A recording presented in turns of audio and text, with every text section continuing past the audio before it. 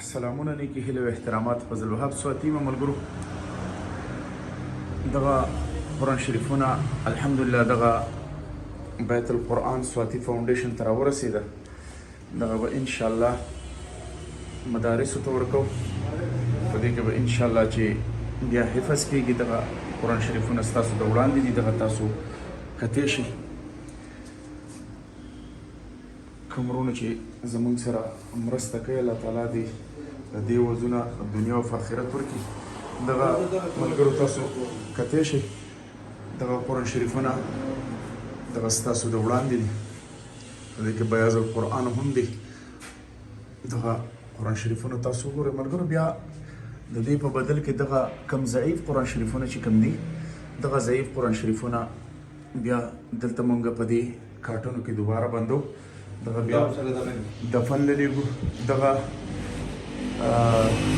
رحیل چې څه ته وایي دغه رحیلونه دي انشاءالله دغه به مونږ تاسو ته ښیو.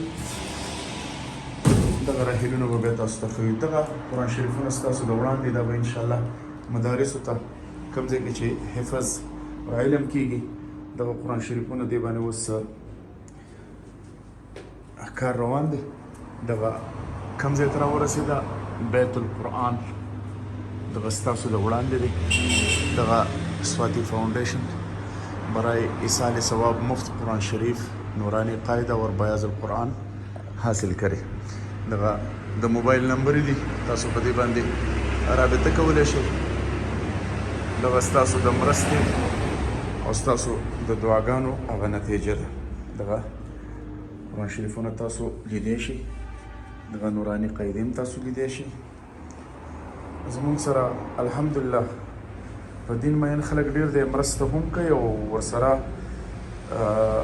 د قرآن شریفونو طلب چې کوم دی دغه زموږ نه ډېر زیات دی.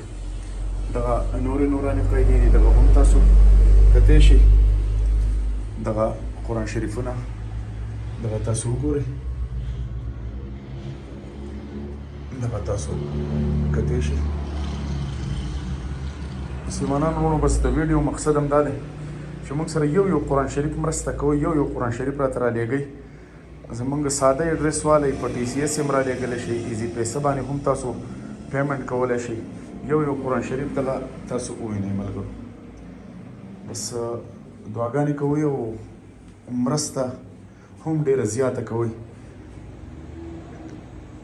دغه تاسو کته شئ. دې کې به بیا دا قرآن شریفونه چې کوم دي دغه شان قرآن شریفونه زموږ څه ضعیف راته دي. دغه به زه تاسو سره ویډیو کوم تاسو ته به ښیم چې مونږ لیږو څنګه او بیا دا قرآن شریفونه مونږ دفن کوو څنګه. دغه به زه تاسو ته بیا د ویډیو په ذریعه باندې ښیم. دغه ځای هم ولې جوړ کړی دی دغه د غریبۍ غونته کې دی. یو ملګري پیسې رالیږلي او دغه ځای هم ولې جوړ کړی د هغه د وړاندې په خپله راغلی.